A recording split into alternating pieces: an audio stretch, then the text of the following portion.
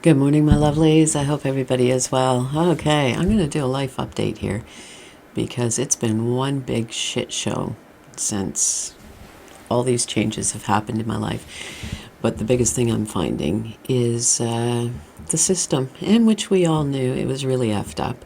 Well, it's even more effed up than I thought before. Like, come on, people. Really? When are we going to start standing up and fighting these so-called authorities that are looking after our best interest? Because I'll tell you what, they sure as hell ain't doing that. And it just blows my mind. And it really gets me wound up that the more that what it's really winding me up about is the lack of humanitarianism, the lack of empathy, the lack of human freaking compassion. Now, we pay into a system that's supposed to be for the people. It is definitely not for the people. It's just making some rich bastard richer, and while they squash the little guy. Yeah, give us all your money. We'll leave you to, squalor away and whatever. Now, I'm not a rich person. Far from it. I'm humble. I won't take the piss, and that's not my intention. But what I want in life is compassion, humanitarianism, and it's not happening. Now, I can't remember if I told of a situation that I've had to resign from my job, or I will be. My end date's coming up, and my husband and I are taking turns caring for my elderly mother-in-law who had a stroke. Okay, so, we get a call on the Friday from the hospital in the morning. Oh, yeah, we're releasing her. Come and get her. We need the bed. What? Okay, so, you know what? Me and my husband both scream home from work as quick as possible because the house isn't even ready. Oh, yeah, somebody will come and assess the house and tell you what you need for mobility aids. Because she wasn't going to a rehab center, we said, no, we're not doing that to her because her well-being will be gone. You got to look at the person that you're dealing with, and that would just be the end of the end.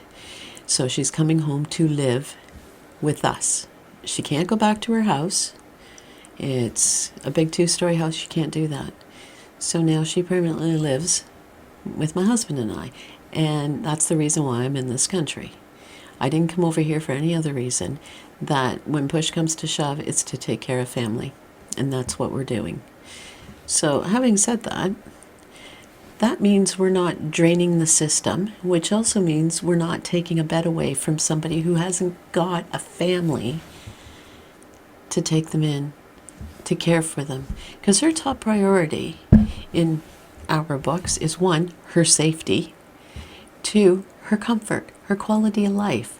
And we want her to live her last days out, how long they may be, we don't know, with love, comfort, and safety and quality. We don't want sterile, all that uncompassionate people,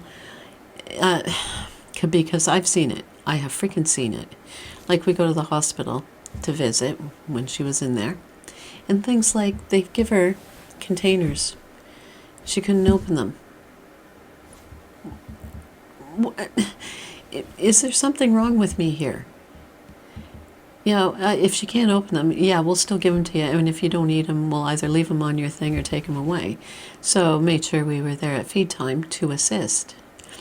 And another one. This, I couldn't believe it. They gave her a banana that was green and hard as a rock. And they said, just put it in the window. Why would you give somebody an unedible item and tell them to put it in the window? What the hell? Really? Is that common sense? Is that compassion? Why didn't someone look when they were given the bananas and say, oh, they can't eat this because it's not ripe, it's hard, they can't even peel it? Like, come on, people. Come on. Is that what life has become? Is that what people has become? There was no care or thought or concern even put into that. Call me crazy, but it's the details like that that send me around the freaking bend. Now somebody would say, yeah, just put it in the window, it'll ripen up. You don't get it. She needs nutrition. She needs to eat. If she can't even peel a friggin' banana because it's not ripe, and she's got to try and walk over to a window and put it in a window in a hospital. Okay, let's go there. But she can't walk unassisted. So there's another thing. Yeah, it's crazy. It's ludicrous. And where have we gone so horribly wrong? Yeah, we get a discharge letter 5 weeks after the discharge. Okay? And in that letter, it explains that they've explained, there's websites and this and that. You're talking to an 89-year-old woman who's hard of hearing and has confusion that doesn't go on websites or even has a computer. What the hell are you on about? Really? So, okay, off on my little rant there, gone sideways. But while we were there, the time leading up just before discharge, we said she will be coming to our house. Now, this is the same people who they asked my mother-in-law, where, you'd be going back to your own house, your son or your son's house. No, my son said we can't come and live with them. What? Did she actually say that? Or is that what they interpret?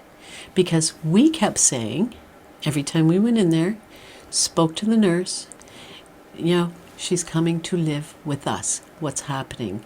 What kind of help can we get? And I'm not talking about carers coming in, because don't get me wrong, there's some brilliant carers out there who are loving and compassionate. And then there's some real assholes out there, and I've seen it for myself with the other in-law, which I had intervened and stopped them and said, you're not pulling him around like that and hurting him. And I'm, forced to be reckoned with when it comes to my family. I don't care who you are. I will go freaking nose to nose with you when it comes to my family. So no, it's not about bringing carers in. It's about, is our house safe? Fortunately, it's a bungalow. One level.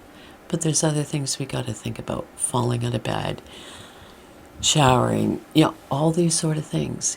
And come to find out, when we got her home, what would have been good? A bloody chair that actually lifts up. Because I'll tell you, we had to bring in her conservatory chair. And it's a deep chair. And trying to get her out of that chair, it's not like she can wrap her arms around my neck and hang on so I can lift her. Because why? She has weakness in her arms. She can't lift her arms. She has no strength. I have to lift from the chair on a deep angle. Now, the person that's lifting her is now being hurt. So things like that. Eating, using utensils. Like, really, to see her hold a normal fork, it was sad. It was sad. It was very hard because her hands are also arthritic. And you know what? Get online, do some Googling. I found utensils with big, huge handles on them so she can hold on to. Why weren't we advised of the little things like that? You may need this, and this. Look into this, blah, blah, blah, blah, blah. Nothing. So I am just totally in fight mode, I guess you would say, right now. And I'm fighting for the well-being of all of us in this household, because we need to care for somebody. And my worst nightmare, and I would not be able to live with myself if I did something wrong to hurt her in any way, shape, or form. Because I do. I love her wholeheartedly. I do. And I wouldn't be able to sleep at night if I did something to hurt her. I wouldn't be deliberate. Trust me on that one. It would not be deliberate. But there's a lot of things out there nobody realizes. Why are they not assisting us? But oh wait, yeah, we've paid into a system that we never used. Now we need, and we're getting told to piss off. Seriously? Seriously? And on the other side of the coin, we're not draining the system by having, the cares and putting into a home. What we're asking for is freaking assistance, some knowledge, things you don't think about. A check sheet would have been nice to say, about the forks, and the lift chair, and all these different things. Now, another thing they did, and I'm just, again, the lies that are on there. How do we get that corrected? What do we do? Where do we go? This system is meant to screw you. We'll take your money and then we'll fuck you over. And that's exactly what's going on. But having said that, I do see hope. And I do see light, because I will take that negative bullshit and I'll turn it into positive love, caring. And by me getting on here and beacon off like this is part of it. Because there's other people out there. It doesn't matter what situation you're in. When they need assistance from the greedy bastards that are taking their money and they're not getting it, they might find out they're not alone and have some good, it's not only me moments. But having said that also, again, we need to stand for something or we'll fall for everything. And that's one thing about having an awakening, man. You just, you do stand. Because falling for everything is in the past. Because you see the bullshit for what it is. Okay. You know what? Have an absolutely amazing day.